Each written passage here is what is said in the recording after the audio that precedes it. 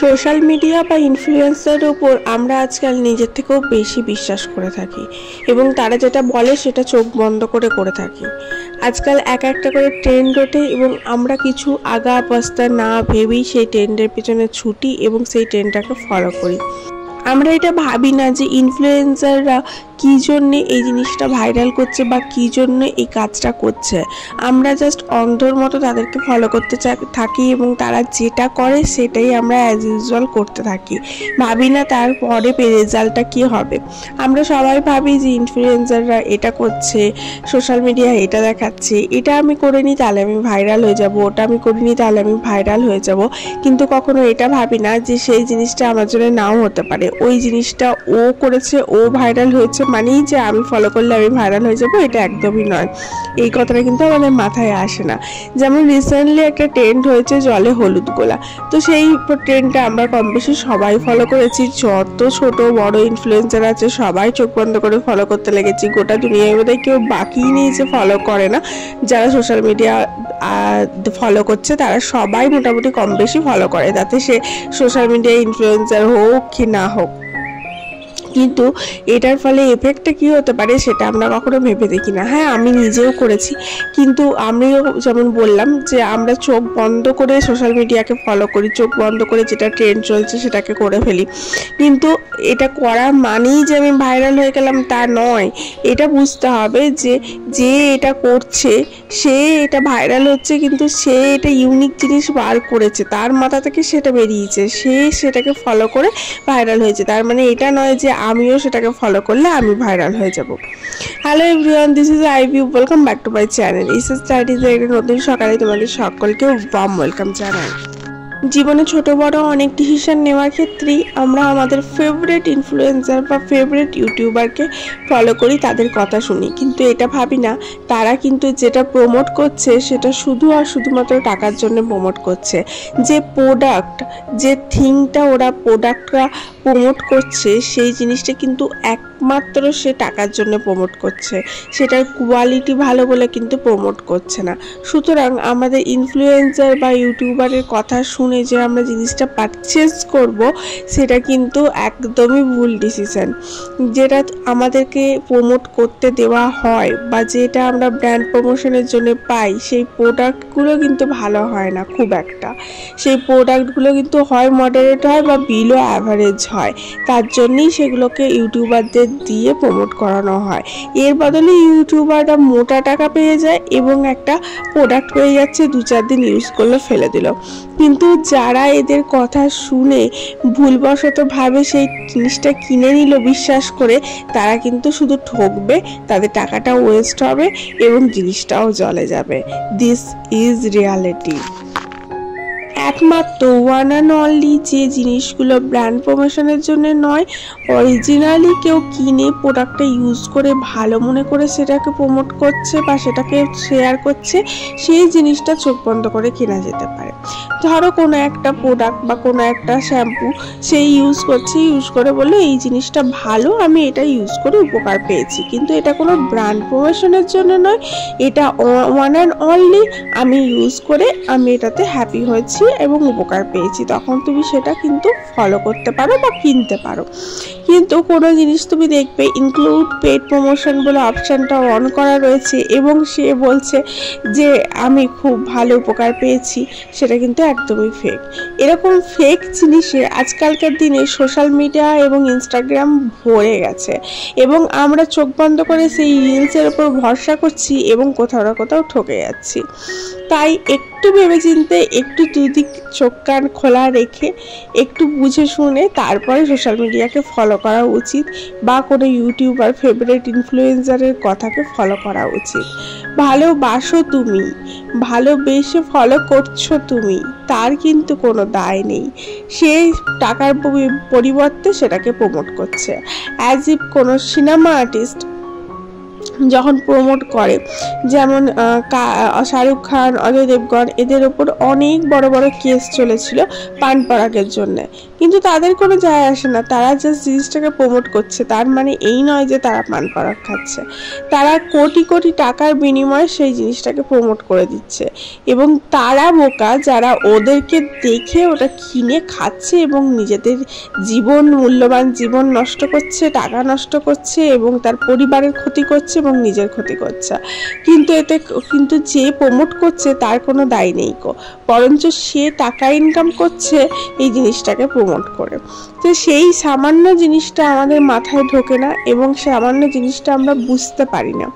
আমরা কখনো কখনো অন্ধের মতো, ও এই ডান্সটা করেছে ভাইরাল হয়ে গেছে, আমিও করি, আমিও ভাইরাল হব। না, সেটা বুঝতে হবে ও করেছে, ওর লাকের ওপর ভাইরাল হয়েছে। অ্যাকচুয়ালি সোশ্যাল মিডিয়া 99% চলে লাকের ওপর, 10% চলে তোমার এফোর্টের ওপর। 90% যেটা লাকের ওপর চলে, যে তুমি যেটা করছো হঠাৎ সেটা তুমি ভাইরাল হয়ে গেলে সেই জিনিসটা ট্রেন্ডিং নাও হতে পারে। আবার যে এই জিনিসটা তুমি করছো সেটা ট্রেন্ডিং অথচ তোমার কোনো কাজে লাগলো না, এটাও কিন্তু হতে পারে। যাই হোক, that is reality, that is true reality of social media. আমি যেটা তুলে ধরার চেষ্টা করলাম, অনেকেই এগুলো বলবে না। এখন আমি একটু সকাল থেকে কাজকর্মে লেগেছি, একটার পর একটা কাজ চলছে, তার মাঝেই আজকে রান্নাঘরটা একটু পরিষ্কার করে নিয়েছিলাম। রান্নাঘরটা না যেন একটু খুব তেল চিট হয়েছিল। আর কি বলবো, এখানটায় ইয়ের ওপরটায় আমি একটাই র্যাক রেখেছি, অন্য আমি র্যাক ইউজ করি না এই কারণেই, কারণ খুব তেল চিট হয়। ছোট রান্নাঘর, আর সব থেকে বড় কথা আমার কুচিনা নেই, তার জন্য কুচিনাটা কিনবো করে আর কেনা হয়ে ওঠেনি। দেখি ওটা একবার কিনে নিতে হবে। আর এই যে র্যাকটা দেখছো, এটা তেল চিট থেকে বাঁচাবার জন্য আমি নিউজ পেপার দিয়ে রাখি এবং এই নিউজ পেপারটা কিছুদিন অন্তর অন্তর চেঞ্জ করে দিই। ওই নিউজ পেপারটা পুরো তেলে ভিজে যায়, কিন্তু ডবল করে যেহেতু দেয়া থাকে তাই ওপরটায় তেল হয়, নিচেরটাতে অতটা হয় না, তার জন্য র্যাকটা এখনো ভালো আছে। সমস্ত জায়গা যেখানে যেখানে কিছু রাখবার হয় আমি সমস্ত জায়গাতে কিন্তু এইভাবে নিউজ পেপার দিয়ে রাখি, তাহলে আমার মনে হয় যে জায়গাটা প্রোটেক্টেড থাকে এবং অনেক দিন যাবত ভালো থাকে। তোমরা কিন্তু শুধু কথাগুলো শুনেই কিন্তু ঘুমিয়ে পড়ো না, আমার ভিডিওটা আগে লাইক করো, একটু শেয়ার করে দাও বন্ধু বান্ধবের সাথে, আর অবশ্যই চ্যানেলটাকে সাবস্ক্রাইব করে রেখো। সাবস্ক্রাইব করা মানে হচ্ছে বন্ধুত্বের হাতটা বাড়িয়ে দেওয়া। আমি হাতটা বাড়ালাম, ধরছো তো? তাড়াতাড়ি সাবস্ক্রাইব করে আমার হাতটা ধরে নাও এক্ষুনি। তোমাদের অনেকের প্রশ্ন থাকতে পারে যে কেন আমি পুজোর অনেক আগেই এইসব ক্লিনিংগুলো করছি, কারণ এগুলো সাধারণত পুজোর সময় করা উচিত ঘরের সমস্ত জায়গা। তার কারণ হচ্ছে আমি বেশ কিছু দিন যাবত থাকবো না, আমাদের টিকিট হয়ে গেছে, আমরা পুজোর ঠিক আগেতেই বেরোচ্ছি। আর তার জন্য পুরোটা ডিসক্লোজ করছি না, পরে ডিসক্লোজ করব।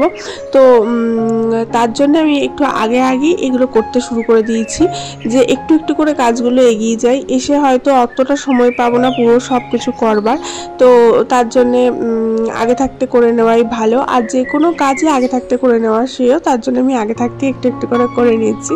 আর দেখবে তোমার যদি কোনো কাজ ওঠাবার থাকে, তুমি যদি একটু একটু করে করতে থাকো তাহলে সেই কাজটা উঠে যাবে। আর একসঙ্গে সেটার উপর চাপ পড়ে গেলে কিন্তু অনেকটা বেশি হেভি হয়ে যায় বা অনেকটা বেশি চাপ পড়ে যায়। তো এখান থেকে ওটিজিটা নামিয়েছিলাম, ওটিজিটা বেশ কিছুদিন যাবত পরিষ্কার করা হয়নি। এটা কিছুই না, কলিন দিয়ে পরিষ্কার করছি। কলিন স্প্রে করে একটু ভিজে কাপড় দিয়ে ভালোভাবে টাইটলি মুছলেই কিন্তু এই জিনিসটা পরিষ্কার হয়ে যায়, কারণ রান্নাঘরে থাকার ফলে না একটু তেল চিট হয়ে যায়। আর একটা জিনিস করি, এর ওপরে না আমি একটু কভার দিয়ে রাখি, আমারই একটা পুরনো ওড়না, যেটাকে আমি ইউজ করি না, সেটাকে ভাঁজ করে কভারের মতো করে দিয়ে রাখি। কভার আমি কিনিনি, কভার কিনলেই কেনা যায়, আমি কিনিনি, ওড়নাটাই দিয়ে রাখি, বেশ ভালো লাগে, খারাপ লাগে না কভারের মতো করে। আর ওটাকে আমি সময় কেচে দিই। কিন্তু কিছু কিছু জায়গা তো আর কভার হয় না, সেই জায়গাগুলো তোমার একটু তেল চিট হয়ে যায়, তো সেই জায়গাগুলো কলিন দিয়ে ভালোভাবে মুছলেই কিন্তু পরিষ্কার হয়ে যায়, দেখেছি। যাই হোক, অনেক শখ করে ওটিজিটা কিনেছিলাম মাইক্রোওয়েভটা দিয়ে, কিন্তু ওটিজিটা সেরকম ইউজই হয় না। তখন জানতাম না ওটিজিতে খাবার টাবার কিছু গরম হয় না, মাইক্রোওয়েভে যেমন গরম হয়, গরমটাই মেনলি হয়, অন্যগুলো অতটা ভালো হয় না। কিন্তু ওটিজিতে বেকিংটা খুব ভালো হয়, যারা বেকিং করে তাদের জন্য খুব ভালো। কিন্তু আমি যেহেতু বেকিং অতটা করি না সচরাচর, বা বেকিং জিনিসটা আমি শিখিও নি, অতটা ভালো পারিও না, এবং হয়তো চেষ্টা করলে বা ইউটিউব দেখে হয়তো চেষ্টা করলে হয়তো হয়ে যেত, কিন্তু ওই যে নেই, ধৈর্য নেই, বা কেউ খাওয়ার অতটা ইন্টারেস্ট নেই আমাদের ঘরের লোকজনের, তার জন্য করা হয় না। এবার দেখবে ঘরের লোকজনের যেরকম চাহিদা থাকে সেটাই তোমার হবে। কিছু কিছু ফ্যামিলিতে দেখি তারা রুটি পরোটা কিছু খায় না, শুধু ব্রেডই খায়।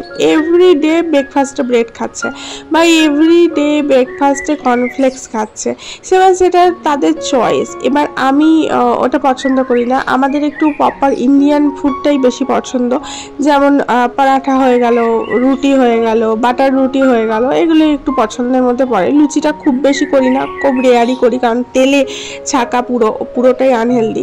যাই হোক, আমার গলাটা কিন্তু একটু অন্যরকম শোনা যেতে পারে আজকে, কারণ আমার গলাটা পুরোপুরি ধরে আছে, আমার প্রচুর ঠান্ডা লেগেছে এবং জ্বরও এসছে।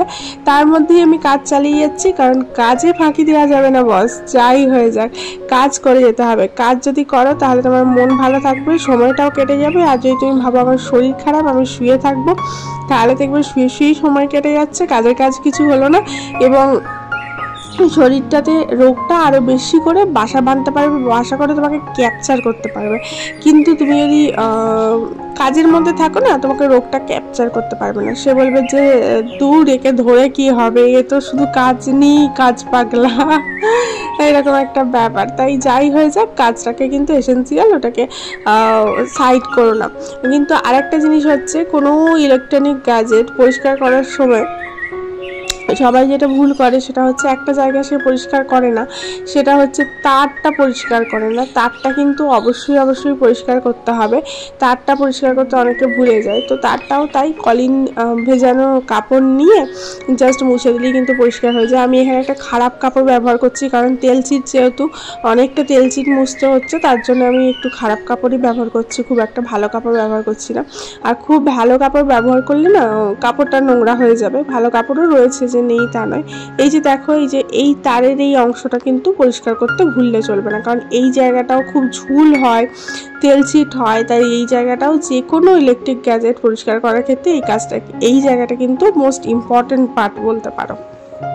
যাই হোক, মোটামুটি এটা কমপ্লিট হয়ে গেল। এবার ঝট করে চানটা করে এসে লাঞ্চে বসবো। আজকে লাঞ্চের মেনুতে সেরকম কিছু ছিল না, একটু ফিশ ফ্রাই করেছিলাম পেঁয়াজ দিয়ে, রুই মাছের ফিশ ফ্রাই, এদিকে একটু ঘি করলা ভাজা ছিল। গতকাল রাতে বিরিয়ানি এনেছিল, সেটা বেঁচে গেছিলো, সেই বিরিয়ানি একটু নিয়ে নিয়েছি, আর সাথে একটু ভাত নিয়েছি, আর ওই তো ফিশ ফ্রাই, আর ওটা ছিল দই ছিল, চাটনি ছিল, আর একটা ছিল সেটা হচ্ছে আজকে সবজি বানিয়েছিলাম। সবজিটা হচ্ছে তোমার চর্বি, খাসির চর্বি দিয়ে আর আলু দিয়ে মাখা করে কষা করে এই সবজিটা বানিয়েছিলাম। চর্বিগুলো দেখেছো, ফ্রেশ চর্বি পাওয়া গেছিলো, একদম চাপ ফ্রেশ চর্বি। ফ্রেশ চর্বিটা পেলে আমার দারুণ লাগে খেতে, এটা একদম জেলির মতো। আমার মেয়েও ভীষণ ভালোবাসে, বড় ভালোবাসে, আমিও কম বেশি ভালোবাসি আর কি। দেন সন্ধ্যাবেলা বেরিয়েছিলাম, একটু লং ড্রাইভে, বৃষ্টি হচ্ছিলো, তার মধ্যে 4 হুইলারে করে একটু ঘুরে এলাম, কম বেশি অল্প বিস্তর শপিং করে এলাম। শপিংগুলো কি করেছি কাল দেখাবো। আজ আসি তাহলে, দেখা হচ্ছে কালকে। Love you all.